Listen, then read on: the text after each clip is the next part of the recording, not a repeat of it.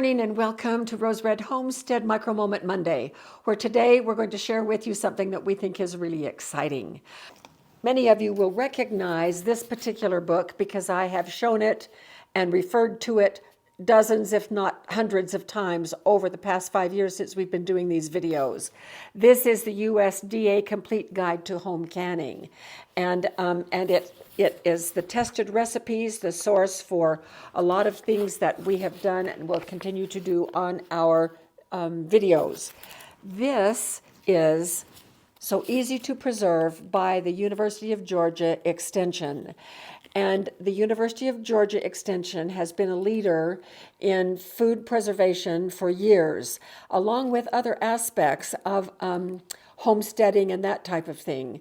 A number of years ago, I received a USDA grant to mitigate the effects of Africanized bees in our area by learning how to artificially inseminate queen bees. I raised the queens myself, and then we inseminated them, and I had to use a very, very tiny syringe underneath a microscope.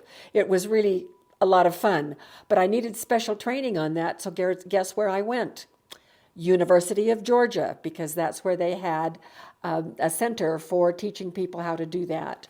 So the other day, Jim came out of his office and came into my office, that's where I'm sitting, is right here in my office, and said, "Have you been to the USDA website lately looking up recipes?" Well, we do that all the time when we check people's questions and when we're looking for things ourselves. And I said, "No, it's been a few days since I've been up there." He said, "Check it out." Well, I checked it out, and it has a brand new face. And I guess this was, what, Jim, a couple of weeks ago? Something like that.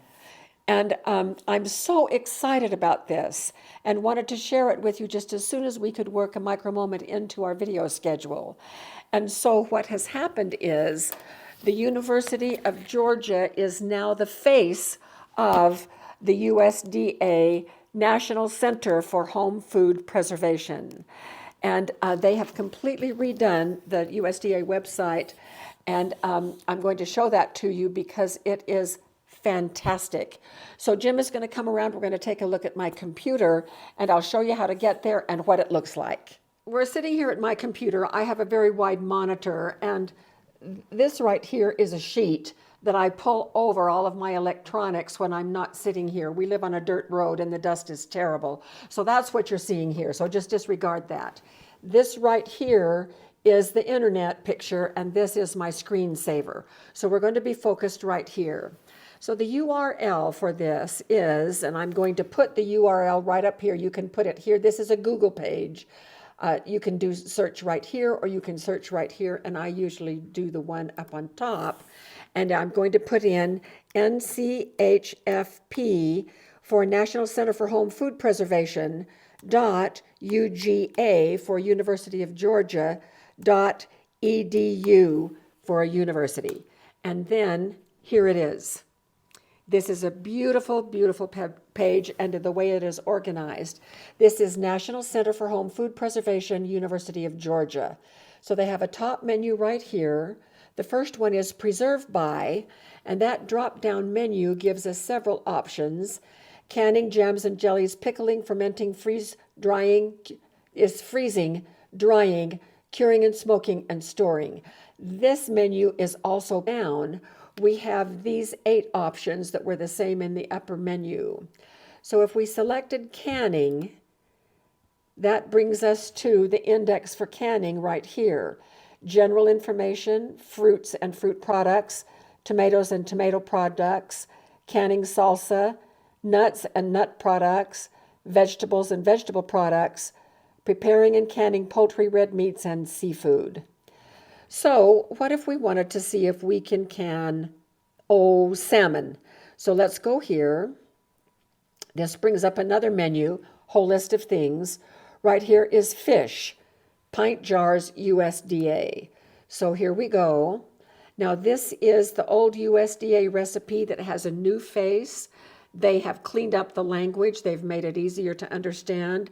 And here's all you need to do to can fish, including bluefish, mackerel, salmon, steelhead, trout, other fatty fish except tuna. Salmon is in this list, so this applies to salmon. And then the cool thing is that at the bottom of every page is a link for you to print this page. That will be so convenient for many of us when we just want to print out one page. It was very difficult to do that the way it has been previously listed. So let's go back a step. And let's look over at jams and jellies. So we have jams, jellies, conserves, preserves, marmalades, reduced sugar recipes, that is new, and then additional resources. So if we go to, I don't know, let's try jellies. How about corn cob jelly with pectin? Never done that. Corn cob jelly with pectin. So here's how you can turn your corn cobs into jelly using a pectin, produced pectin. So here's the whole thing, and then a print this page. But look at all of these possibilities right here. This is just very exciting. So they have taken recipes from So Easy to Preserve, as well as the original book, combined them, and we now have many, many more options. So just a quick look now at something else. Okay, let's look at drying. Recipes for drying includes fruit leathers, herbs, jerky, mango leather, peanuts, popcorn, pumpkin seeds and sunflower seeds, and vegetable leathers. So let's look at mango leather. That looks interesting.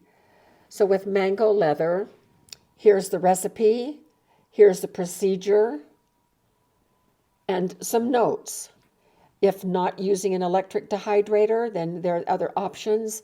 There's variations on this recipe, reduced sugars, color control, some links to other things, and then print this page. And this was developed at the University of Georgia. And so once again, they have become the face of the National Center for Home Food Preservation by the USDA.